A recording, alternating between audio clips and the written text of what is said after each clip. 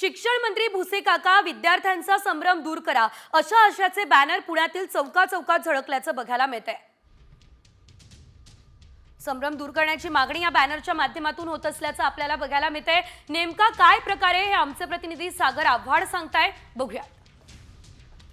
सध्या राज्यात शिक्षण व्यवस्थेचे 3-13 वाजलेले आहेत असा आरोप अनेक संघटनांकडून केला जातोय, पालकांकडून केला जातोय। मात्र शिक्षण आयुक्त कार्यालयाबाहेर एक बोर्ड आपल्याला पाहायला मिळतोय। शिक्षण मंत्री माननीय भुसे काका, लाडक्या विद्यार्थ्यांचा हा संभ्रम तुम्ही दूर करा।